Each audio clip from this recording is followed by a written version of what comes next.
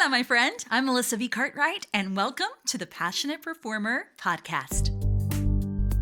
You have a voice that deserves to be heard, and you also deserve to have a performance career where you don't feel like you're sacrificing who you are to meet the demands of the industry. I'm a Latin singer-songwriter, actress, and voice coach with 25 years of experience, and so I get it. I understand the grind, the joys, the ups and downs, and everything in between. We cannot keep doing the same thing, expecting different results. So we are here to help you problem solve those challenges, figure out why we're feeling the way we do, and give you the next right step. We are not here to mess around. We are ready to take action. Let's go.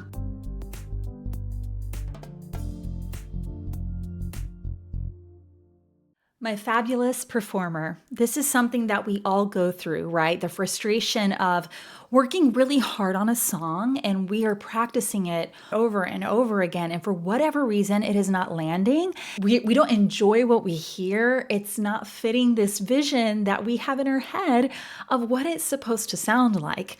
So that is part of the artistic experience, but we don't have to live in this dissatisfaction of just settling for a song that, I'm not really cracked up about singing this because it doesn't sound the way that I want it to, okay? I have a theory as to why this may be happening. Let's talk about covers in particular. That means you are performing someone else's song. It is the most common way of performing, you know? Maybe you are a singer-songwriter and you're only performing your originals. This can happen too, but in terms of singing somebody else's music, I have a theory that I've seen played out over and over again with the singers that I've worked with over the years in my own life. We're often trying to mimic the original sound that we hear, the original artist. So that's probably one of the biggest points of contention as to why we're feeling the way that we're feeling, and as a starting point for this discontent that we're experiencing. We want to nail that riff, that lick, that note that the original artist sings, and it's not sounding the way we want to. Let's talk about this a little bit, okay? Because I'm not anti-mimicry. I think copying styles as a starting point for you to experiment with what your voice can do, I think is fantastic. That's learning, right? The learning process involves mimicry. Just think of when you learned the alphabet or learned to read. Your teacher said the word, pronounced the word, you said it back. That's mimicry. But mimicry, my friend, cannot be the final destination for a number of reasons. And this is going to sound, I don't mean for this to sound condescending, but I think it's important for us to say out loud and remind ourselves of some scientific facts, okay? And if you hear the airplane in the background, I live just minutes away from an airport. So there you go. There's the ambiance. Listen, as much as I want to sound like Ariana Grande when I do a cover of POV, anatomically, I will never sound like her. Her anatomy, her vocal fold structure, and everything inside of her larynx, even the way her mouth is shaped, are conducive to the sound that she is producing. I have my own vocal tract. I have my own anatomy. So I am going to sound a certain way all the time. This is not an excuse or a cop-out for you not being able to master a skill. If I make a tuba try to sound like a trumpet and try to contort it in all sorts of ways to sound like a trumpet, it's never going to sound like a trumpet. A tuba is shaped the way it's shaped to produce the sound that it produces. All right. And you actually may be hired to be part of a tribute band. There's this ABBA touring group that always comes to town here where I live. Now, the audience is expecting them to sound like the band, to capture the essence of the band. But those singers don't necessarily sound identical to that singer. They're bringing their style and capturing the essence of who ABBA is. So I want to remind you, from an anatomical standpoint, give yourself some space and freedom and exhale in that. Like no matter what you do, you will never sound like the original artist just based on anatomy alone. That's a step in detaching ourselves from the process so that we don't get so caught up and so disappointed when we can't master something that Beyonce did in Halo. And listen, if you use that as a tool, for instance, The iconic riff on "Hit Me Like a Ray of Sun, Burning Through My Dark Night," that one that goes all the way down. If you master that, that's amazing, right? That's a point in your favor. But just because you nail that riff doesn't mean, oh, I sound like Beyonce. Here's the caveat with that. Here's what I want to encourage you and really caution you with those types of statements. No, you don't. Going back to anatomy, you don't sound like her. What happened was, oh, look at what my voice did. Look how flexible, I can hear how flexible that riff was, how fast it was. So I was able to master a skill that Beyonce showcased in that line. I don't sound like her, but look at what my voice did. Like, oh, okay. All right, I've got some agility. I've got some flexibility. You know me, I'm always going to encourage us to be thinking about the thought process behind the vocal technique, because part of your discontent and your disappointment is, I don't sound exactly like Beyonce. My voice doesn't sound like Beyonce. Of course, it's going to be this vicious cycle of heartache and frustration. Those are some tools, some reframes, some mindset shifts that you can go ahead and practice now as a healthy starting point for how you're going to approach mastering a vocal stylization, a vocal technique. So let's move on to basically bringing your own flavor to a cover. Do you necessarily have to do the same exact riff? I'm just going to use Halo as an example. I've heard so many beautiful covers of this song over the years, and as an audience member of hearing thousands of singers do songs over and over again that belong to somebody else, the performances that capture me and that I've heard audiences talk about is when the singer highlights, showcases what they bring to the song, what they can do with the song. Let's say, for instance, that riffs and runs aren't necessarily your strongest suit. It's something that you don't even want to work on. That's fine. But I bet you have another singing superpower. Can you showcase some of those notes in your range? Are you this rich, velvety, low note singer that can reach into the depths of our souls with some of those sounds that you make? Is your superpower the way that you use breathiness to highlight emotion in a song? I just gave you some very clear examples and probably some singers that came to your mind when I talked about those specific vocal stylings that you love, that are on your playlist, right? That you are rehearsing the songs that they sing right this very second, right? Or maybe you're working towards a gig where you are going to perform that music. See what I'm saying? If there is a vocal stylization that seems very, very challenging with the original artist and the song that you're wanting to perform, find ways to make it your own.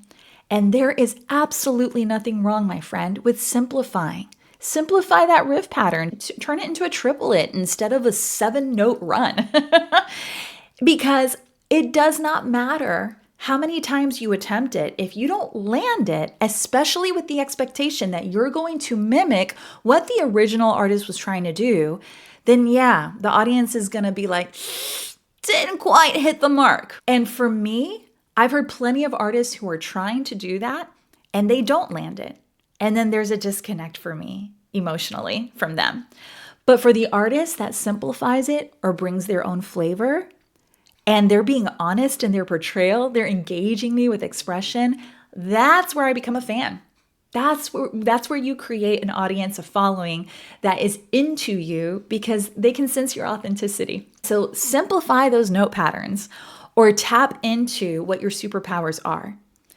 My friend, another thing we need to remember, it is 2025 and we're still saying this, and I'm going to say it again.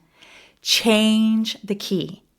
Change the key of the song. If we're talking about highlighting your vocal strengths, change the key if you need to do so. There's no excuse for not doing this anymore. Maybe the only excuse is that you are hired to do a musical theater show and you got to do it in that key. But if we're talking about open mic nights, personal concerts, and recordings in the studio, change the key.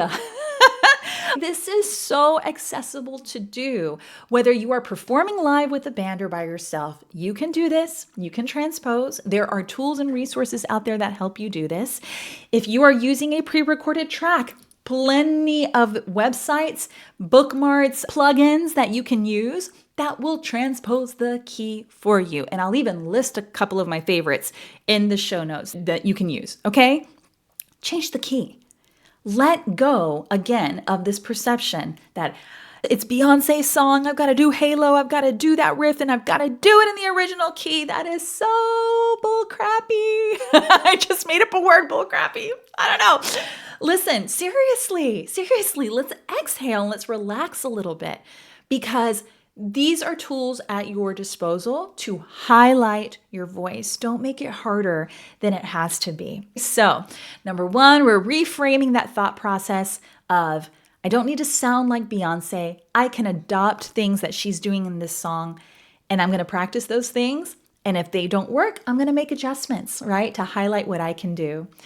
Number two, I'm going to simplify and or change the key of the song so that I can highlight what I want to do. All right.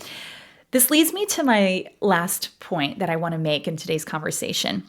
I shared an Instagram post that got a lot of shares last week about the importance of combining emotion and expression with your vocal technique.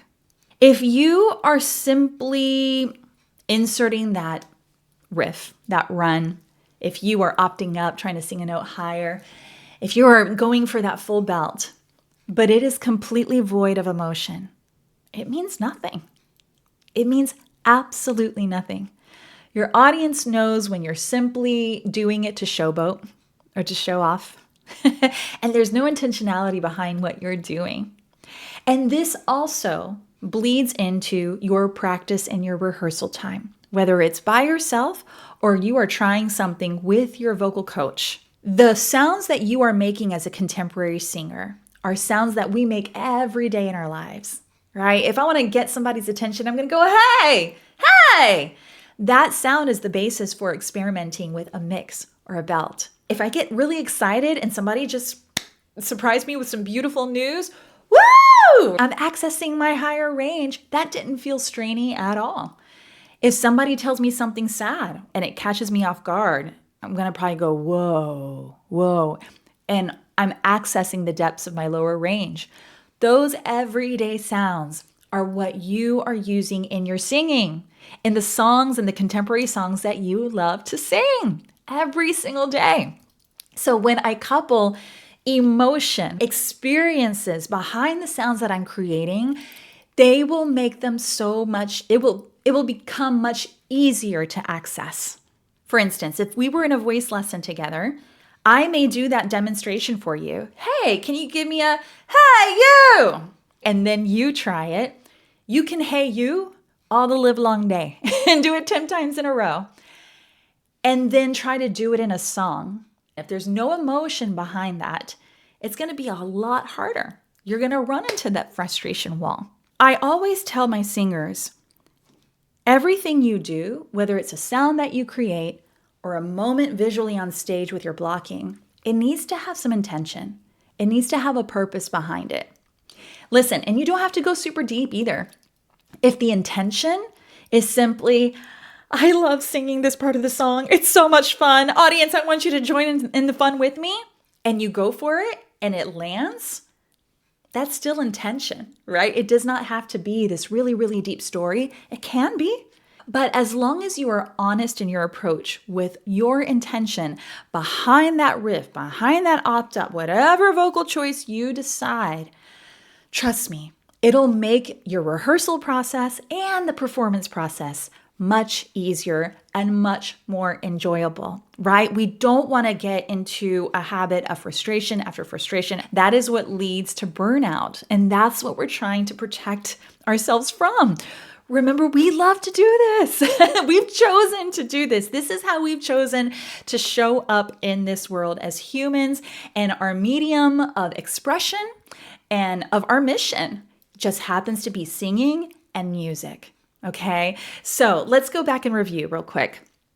Make sure that your intention is to not become the artist, the other artist you're mimicking. You're simply hearing something you like and trying it and trying to master that skill and then adapt it to what you can do, whether it's simplifying something or changing the key. And then always check in with what your intention is behind that vocal choice.